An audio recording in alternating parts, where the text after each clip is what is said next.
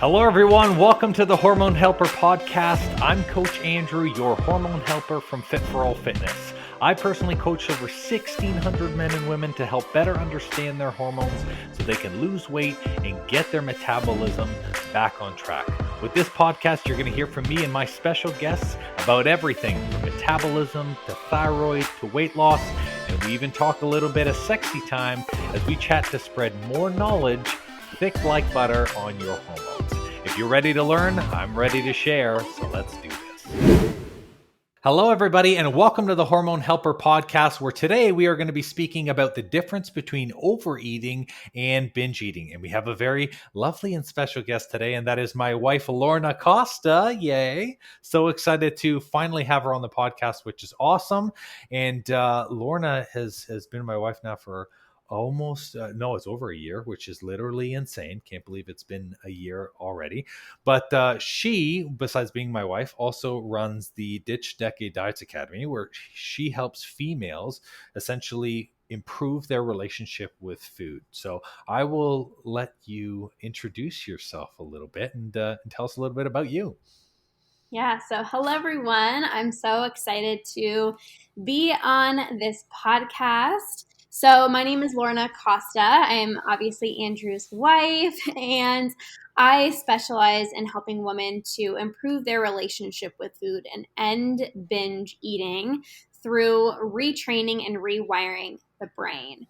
So I've struggled myself personally with an unhealthy relationship with food and binge eating for over 10 years. And, I was always a very motivated person. I was very disciplined. I loved structure. I loved being able to know, how much I should eat, what I should eat. And it really became this obsession with food where I had to weigh and track and measure all of my food. I needed to be mindful of every single thing that I ate. There shouldn't be any oil in my food. There can't be any butter. And I just found myself constantly obsessing about calories, thinking about food all the time. And although I was very disciplined, I was never able to stick with any plan that I followed. I would do well for a short period of time. And then as soon as I ate something that I saw as bad or off limits, that made me have this like all or nothing mentality where I'm like, well, screw it. I already messed up my diet. I might as well just eat all of the other foods that I see as bad or off limits. And then I'd find myself doing these weird things with food. I'd eat until I was physically sick. I would always binge when I was home alone or in secret. And I never understood why I was doing these things because I enjoyed eating healthy. I loved the structure, but I could never stick with it. And I realized that through repeated action, I've wired this habit of binge eating through my brain. And ever since learning tools to retrain my brain and also help hundreds of clients now be able to reprogram, retrain their brain, I have no longer even felt that urge to binge in over 2 years. So I'm over 2 years binge free, completely binge free, and haven't even felt that urge to binge. And I just have to say, like, how proud I am of you for being able to go through that, because I know that that was obviously such a huge challenge, and it took, well, it took a couple of things, right? It took you a while to obviously start to work through that, but then it was also another challenge being able to tell me as your partner and trusting me with that, and you have come so far with that, and I'm so proud with even all the amazing ladies that you've coached through this process, because I know it can be super overwhelming, and it is totally different. And I want to say this to everybody, it's totally different than just like a meal plan, a thing like this. Healing your relationship with food goes so much beyond just the food itself, which is huge, and I think what we're going to be talking about today, essentially the difference between overeating and binge eating, is a lot of people kind of throw the word of binge eating around without even realizing what exactly it is, which is huge. People think that overeating and binge eating is one and the same, and I personally, I encounter a lot of clients who might eat more than they should, but that doesn't necessarily mean that they're a binge eater. So For those who aren't familiar with what the differences are, what is that difference between overeating and binge eating? Or how do you know if you're a binge eater? Hmm. So, first things first, overeating. Every single person overeats from time to time, whether it's at birthday parties, get togethers, celebrations, holidays. It's normal to, have a second piece of apple pie, or you're at, a family gathering and you're like, ooh, Aunt Becky's, special lasagna is just so delicious. I need to have, a second piece or a third piece. And every single person overeats, and there's different levels of overeating. You can overeat until you're full, like you didn't need that second piece of pie but you ate it anyways. And there can be also greater levels of overeating where you get to the point where you feel like extremely uncomfortable, like physically sick. But the difference between overeating and binge eating is how you feel while eating. So with overeating, you could eat, let's say, two pieces of pie or three pieces of pie. But when you're binge eating, it is like you're in this out of body experience where you're intellectually full, but your mind says keep on eating. You're obsessing about the food. You're thinking about the food 24/7. It feels like somebody is like taking over your body and engaging in these behaviors with food that just simply don't feel like you.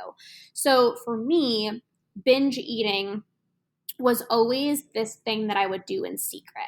So, overeating, you can do it at birthday parties, celebrations, and binge eating is like, okay, I'm home alone. Nobody's going to see how much I'm eating. Nobody's going to see what I'm eating. This is a great opportunity to just eat whatever I want. And it feels like there's no stopping you. You're completely out of control. Like I said, it's this out of body experience where you literally can't control yourself. You will have, one, two, three, four, five, six pieces of pie and kind of like blacking out while you're doing it. Another difference, too, that binge eaters experience that people who overeat don't experience is people who binge have this urge and this impulse to binge. Now, this impulse is the number one thing that actually drives you to binge. So, if you don't experience that impulse, like I describe the impulse like an itchy mosquito bite that needs to be scratched, if you don't experience that, you won't binge. So if you have ever experienced binge eating, you know what I'm talking about. It's like that itchy mosquito bite. You're like, don't do it, don't do it. But the mosquito bite is just so itchy. You're like, I have to give in. Like, this is just so uncomfortable. And then as soon as you give in, it feels like you can't stop. Same with the mosquito bite. As soon as you scratch it a little bit, you're like, I'm just going to scratch it a little bit. You can't stop scratching it. When you say, I'm just going to have one small piece of chocolate, that small piece of chocolate turns into eating the entire bar. So really, binge eating is the out of body experience. You're thinking about food. You feel guilty. You do it in secret. It's this out of body experience, and not everybody experiences that impulse or that urge to eat past fullness. I love that comparison, talking about it as an itchy mosquito bite, because it's like everyone knows what that feels like, and that's the thing, is the compulsion. So I really appreciate you sharing that. Now, obviously, you personally going through this, and you also helping clients through the Decade Diets Academy through being able to manage this. Do you find, like, in public or in person, this is just kind of my curiosity, is it easy to tell if someone is a binge eater? Have you ever looked at someone and be like, it's you? The thing is, a lot of people might say, like, based off of, how somebody looks. And that is the furthest thing from the truth, because I was the smallest I've ever been. I remember 2018, I was, so small. Like, I looked probably like the most ripped, like, or like the most fit that I've ever been. And that's when I had the most effed up relationship with food. It is a mental battle. It is something that on the outside, nobody would ever think that I struggled with my relationship with food. They think, you're so fit, you're so healthy, you're so strong. And especially like, when I would go out to restaurants and stuff like that, like I would always skip dessert a lot of the times, or I would eat something that I saw was like the healthiest option, but then I would go home and binge because I wasn't satisfied. Now, what I can say is there could be like red flags. If somebody, like for me, I would always, when I would go out with my friends, if we were going to dinner and then the movies, I would say, oh, I'm busy. I'll just meet you at 8 o'clock for when the movie happens. Or I wouldn't eat at the restaurant, or I would always say no to dessert. And, obviously, I'm a healthy eater. I like to really take care of my body.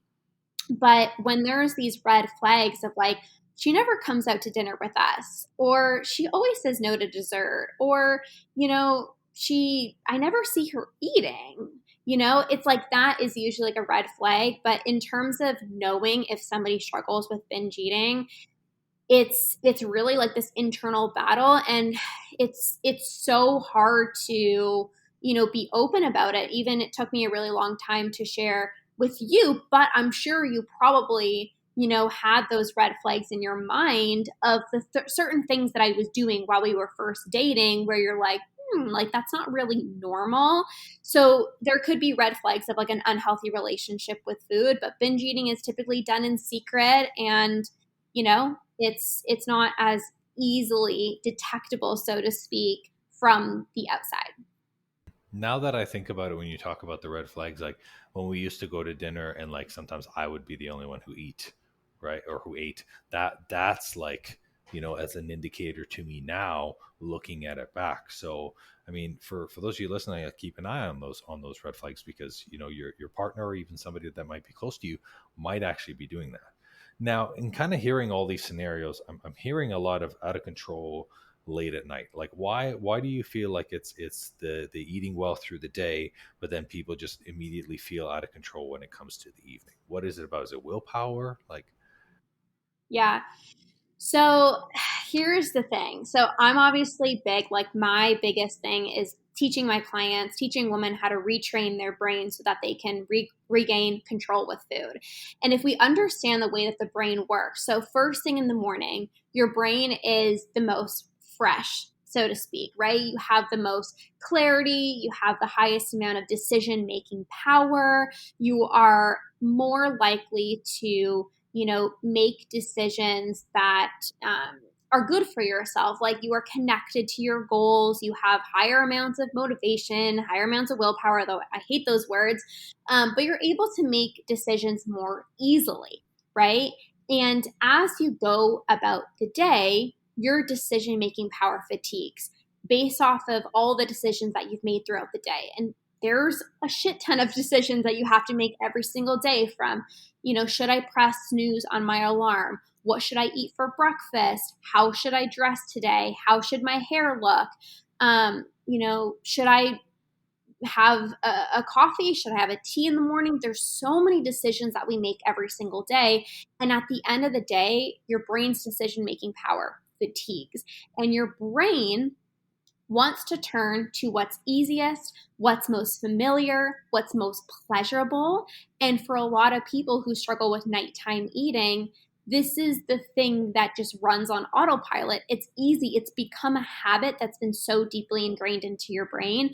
So, come the end of the day, when your brain is so tired, you saying like, I'm not going to eat the ice cream, I'm not going to eat the ice cream, your brain's like, but that's something that I do every single night, or that's something that I do multiple times per week. This is really easy. I don't have to make a decision.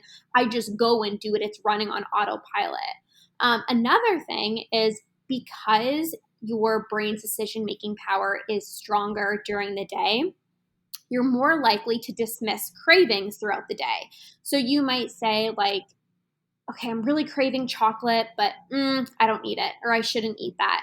Or you're going out for lunch and you really want a burger, but you're like, I should probably be good, so I'm going to eat the salad, and you dismiss those cravings.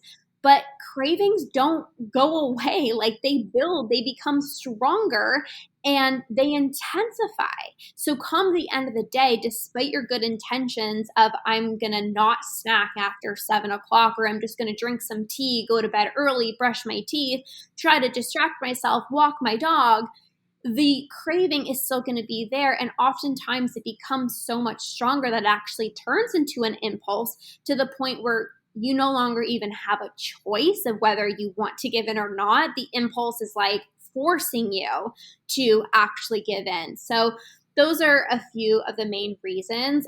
One more thing is a lack of satisfaction. So like I said, your brain moves you in the direction of pleasure and away from pain. And right now, binging or snacking or getting that high, so to speak, at the end of the night is very pleasurable for you. And a lot of the times during the day, because you're trying to do well with your diet, you're not having satisfying meals.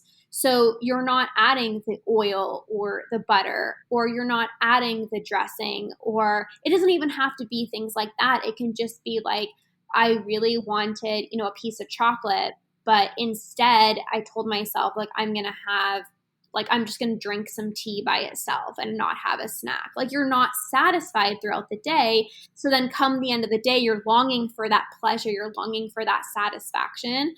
And it's much harder to actually not give in. That is so hugely valuable. Asking yourself really if you are living if you are having satisfaction in the moment. I feel like people's relationship with food, everybody does things because they think that they have to, and then no one enjoys what they're eating, and then they're just going to eat something later, which is literally crazy. So I think it's incredible that you said that, because when people start to wrap their mind around, I can enjoy it and I can do the things that I want or see the results that I want, then it's like you don't get into this cycle. Now, if someone is in this diet binge cycle where they're like, this has now become an ingrained habit and they feel these compulsions coming up, how does someone break free from that? What are the steps or the processes that people can look to try to take to make those things there? How does someone break free? So I think the first thing is actually understanding like what the diet binge cycle is. So there's typically 4 phases. So the first phase is the restrict phase. So this is where you have rules of, this food is good, this food is bad. I can't eat after 7 p.m. or I can't eat more than 2 pieces of chocolate. We have these rules, and it does not have to just be physical restriction. I have a lot of my clients that say like, Lorna, I'm not restricting my food intake, but I'm still binging. There could be mental restriction going on. This is where you're judging your food choices. This is where you're still holding on to guilt. So maybe you don't restrict yourself from eating chocolate, but every single time you eat chocolate, you're like, oh, I shouldn't have done that. Or, oh, why didn't I just have more motivation? Or I should have just eaten cleaner today. That is mental restriction. So number 1, the first phase is restriction. Okay. Because you are restricting yourself, what ends up happening, number 2, it's this pressure buildup. So you end up feeling this kind of built up pressure. You're thinking about all the foods that you deemed as bad or off limits, thinking of all the foods that you're either restricting or the foods that you're feeling guilty about eating. And once you have this built up pressure and you're thinking about these foods and you're feeling really deprived, oftentimes you can't handle that anymore. So we enter into the third phase, which is the pressure release. And I kind of think about holding a basketball underwater. So holding the basketball underwater, you're holding onto these food rules. You're I can't eat the chocolate, or I can't eat the popcorn, can't eat the ice cream. And if you've ever held a basketball underwater, it's really hard. There's so much buildup pressure. And when you can't handle that pressure anymore, you say, screw it. So you don't just release your hands off of the ball and the ball slowly comes back up. You release your hands and then the ball smacks you in the face and you feel completely out of control, right? You tend to release that tight grip of control. You say, screw it, I can't handle this restriction anymore. I'm just going to have, a small piece of chocolate, but that small piece of chocolate turns into eating the entire bar. or it turns you into binging and overeating, and it turns you into this spiral where you can't control yourself. And then the fourth phase is the fear. So after a binge, after a period of overeating or eating past, physically sick, what ends up happening is you have this fear. I'm going to gain so much weight. I'm spiraling, even more out of control. I better tighten up my rules. I better get back on track with my diet. And then you go back to the first phase, which is the restriction. And the more times that you go through this cycle, restricting yourself, feeling the pressure, releasing the pressure, and then experiencing the fear, the more that the more that this habit becomes ingrained into your brain, and the more it becomes on autopilot. So the way that you need to break free, what I like to do with my clients is we have to obviously release the food rules. We got to release the fear, but most importantly, you need to weaken and diminish the impulse that is actually driving you to binge. Because, like I said, if you don't feel that urge or that impulse to binge, you wouldn't binge. So, if we can get rid of that impulse, then this cycle will no longer run on autopilot. So, that's really the first step. Of course, there's so much more to it. Of course, you can't have the food rules. You got to release the judgment. You got to, make peace with your body. You got to allow yourself to eat your favorite foods. You got to allow yourself to feel satisfied. But that's really the most important step. So I think I'm starting to understand now, which is good because I'm also learning as well too, as everybody's hearing this. So we're all learning together. So really what ends up happening is as you continue to repeat those four phases over and over again, your brain is traveling those same pathways and it's becoming accustomed to making that an automatic decision. And that just becomes something that becomes routine, right? Yeah. In that case, I guess my next question would really be, so if people are following that pattern, right, and they're also experiencing things like cravings, or maybe they tend to eat when they're stressed on top of that, like, is that something that they should give into, that they shouldn't give into? Does that play a part in its cycle as well? What happens in those situations? Yeah. So cravings you want to give into, because cravings are typically a sign from the body that either like something is off or you haven't had cookies in so long. No wonder why you're craving cookies, right? And if you keep dismissing your cravings, like I said at the beginning, they're going to turn into a binge impulse. So cravings you want to give into. Now, the binge impulse you don't want to give into, because this is a habit that's been ingrained into the brain. And the more times that you feel that urge or you feel that impulse, and the more times that you give in, the stronger the pathway, the stronger the habit is in your brain. And vice versa, the more times that you feel that urge and you don't give in, the weaker that urge becomes. So maybe, when you first started binging, I remember like my first time, I didn't even know I was binging. I'm like, I just ate a shit ton. Like, I don't even know what the heck happened. But as I kept on doing it, it felt so much harder to resist. It felt like I had to do it. At the beginning, it's like, okay, maybe I don't need to do this thing. But the more times that you continue binging, it feels that much harder to actually not give in. So cravings, you want to give into. Right. And of course, you got to pull on gentle nutrition. I'm not saying, you can eat cake 5 times a day. You're not going to feel good, right? We have to pull on some wisdom. But at the same time, if you are craving something, don't feel bad for eating it. A lot of the times you crave something and you just allow yourself to have it. And that prevents you from binging on thousands of calories late at night. That also comes with the guilt, the shame, the judgment. So cravings are nothing to fear. The binge impulses are things that we actually don't want to give into because we need to break this habitual cycle. It's so funny when you say that because I feel like cravings people have this hardwire thing to try to avoid as much as possible, and then it's actually contradictory, right? And when you talk about the gentle nutrition part, I think that's really important too, and even like the way that you and I eat now, right? It's like sure, like we can go out to restaurants and we do other stuff, but like naturally we enjoy eating healthy. Like we don't, it's not like we're having cookies, Oreos thing for breakfast, lunch, and dessert every day. Like you said, that's going to make us feel like crap too. And having that balance and being able to know that like you can have some of those things and not feel bad about it and be guilt free and continue to work on your journey. Because like the relationship with food, I feel like is, people really underestimate its power, and they also have very, very poor relationships. Like a lot of people think that food is just sustenance, which is not a good relationship. Or a lot of people think that they can't have certain things, or that they have to live a life of restriction, or they avoid restaurant outings. And that can be really frustrating for people who are not only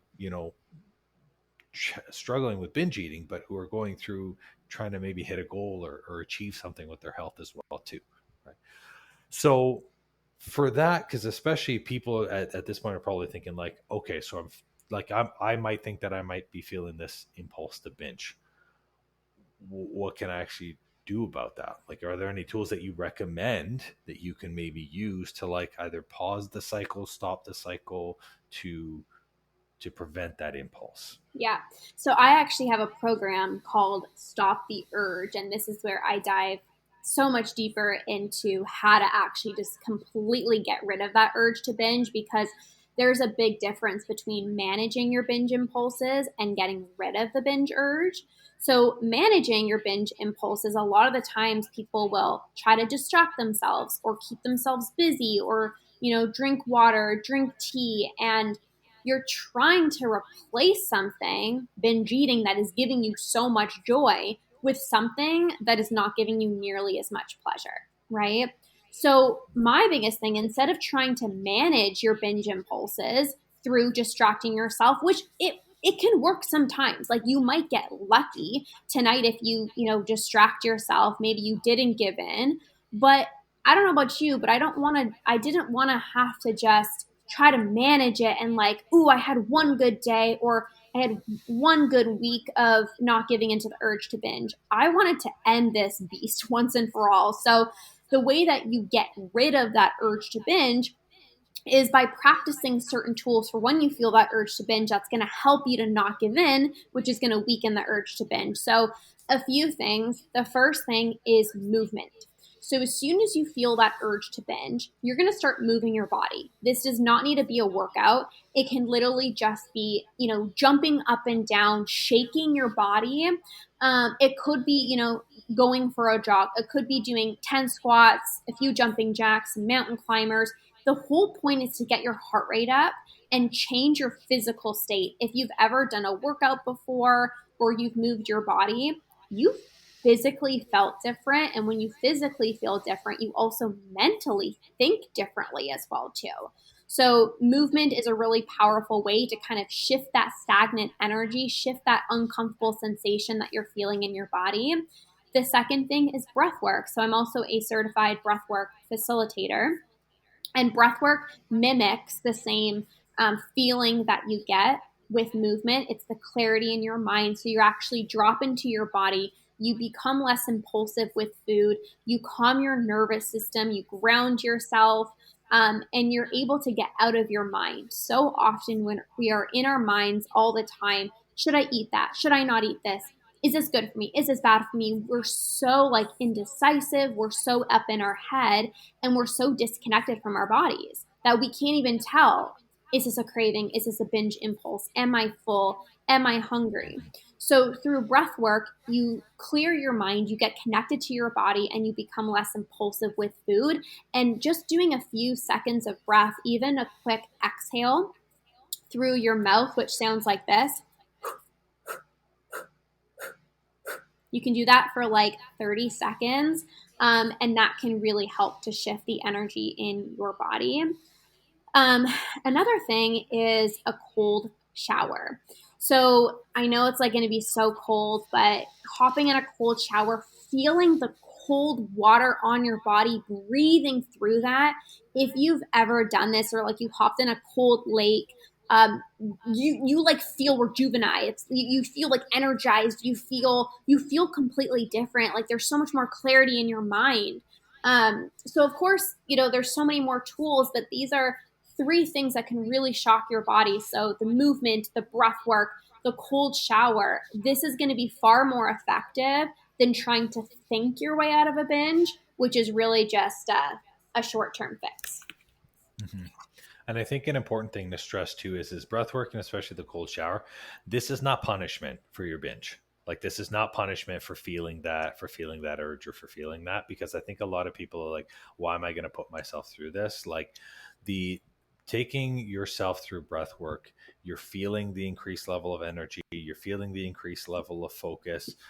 Like, I have seen how powerful breath work is for your ladies. I've also seen as well too, like, you practice your breathing every single morning, and it's like, with that, you start to feel more focused, you have higher levels of clarity, and it feels good. And that's the thing is like, you're replacing, when you talked about that binge eating, you're replacing something that currently makes the body feel good with another thing that makes the body feel good, which I think is great. And I appreciate you sharing those tools, because that is so much value, and people are going to be able to have that as they're going through their journey, and being able to understand, because it's, you know, the coping mechanism, when it starts to change, becomes easier for you. Is there anything that, if like someone was on the outside looking in, or if someone, let's say, was going through the journey, because like you have kind of a unique benefit, you've made it through binge eating,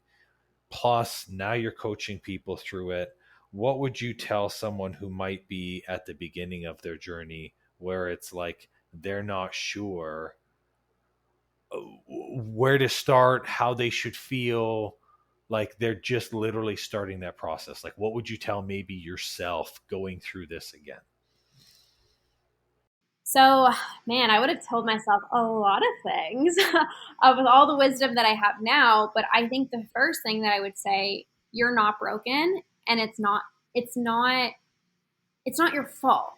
A lot of the times we blame ourselves, like why do I keep on doing this thing? I remember even texting you so many times, and we weren't, in the same location. I'd be like, I did it again. Like, I don't know why I keep on doing this, and it can feel so frustrating, and to really like put so much of the blame on yourself. But realizing you're not broken, it's a habit that's been so ingrained into the brain. And once you learn these fundamental tools to retrain your mind, there is a way out. That's the first thing. The second thing is avoid isolation at all costs. When you are struggling with binge eating, it can feel like you're the only person on the planet that does these weird things with food. Like, why am I eating in secret? Why do I have to snack uncontrollably late at night? Why do I feel guilty? Why do I keep eating until I'm physically sick? Until you surround yourself with a community of women who are going through the exact same thing as you. I see it all the time with the clients that I work with in the academy, that their their journey to finding food freedom expedites solely because they don't feel alone. They feel understood. There's that reassurance piece. And then I think, just not being afraid to trust the process. Like, it's going to be ups, there's going to be downs, but what I've seen with all the clients that I've worked with that has become binge free is they are committed no matter what. They say yes to themselves. They invest in themselves. They don't give up. They're like, I'm going to do whatever it takes to get there. Like, I want this for myself. I believe in myself. I'm going to trust the process. I'm going to trust my coach, and they're the ones that come out on the other side completely binge free. Mm. I appreciate you sharing that, because it can be a dark tunnel, so it's good to shed some light, and know that it's possible. And obviously, you going through it and being successful, and your ladies being successful, it is totally something that you can work through and succeed at. And I appreciate you so much for hopping on. I know that this is the very first time you're on my podcast, which is really exciting. So I wanted to thank you absolutely for sharing. But for people who need that binge eating support, who are like, you know what, I am totally, like, I'm a binge eater, I'm out of control, I need some help. How can somebody find you, or where can somebody go to be able to work with you, or see what that next step is? Yeah, so I have a few places. So the first thing would be come hang out with me on social media. So on Instagram and on TikTok, my username is at Lorna, Lorna _ binge eating coach. And you can follow me along there and also send me a message. Like, even if this podcast just gave you some hope or some inspiration, you were able to resonate with me or resonate with this podcast, just send me over a message. And then if you want to get started with being able to end your binge eating, I do have a free guide that you can download and get access to it right away. And you can go get that at sustainablehealthproject.com/free guide. So that's sustainablehealthproject.com/free guide. And there'll be a lot of goodies in there for you to already start making some progress towards having a better relationship with food.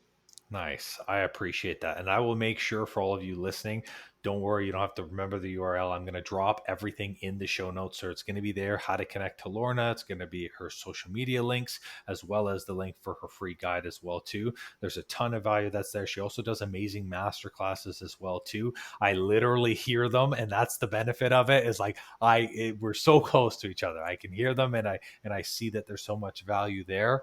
But yes, thank you so much, Mrs. Bean, for hopping on the podcast today, and let us know as well too. Like, you can either leave a review and let us know kind of what you learned through this, or reach out to me on Facebook or on LinkedIn and let me know kind of what you got from this, any feedback, and as well too, if you want Lorna to talk about other things, then we can do an absolute, kind of episode 2 of a Lorna special, and have her come back on for binge eating.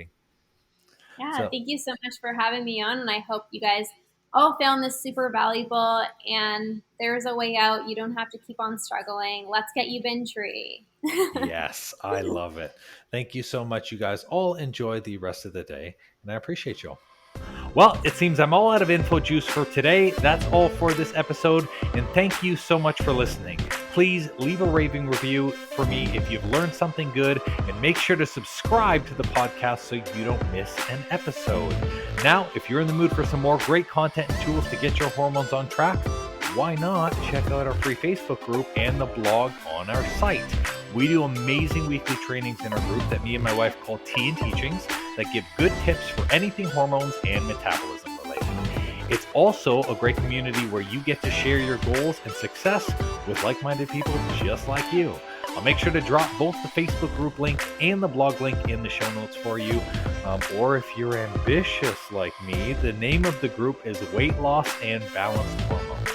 It'll say Fit for All beside it with a picture of me. So come and join us and have more fun.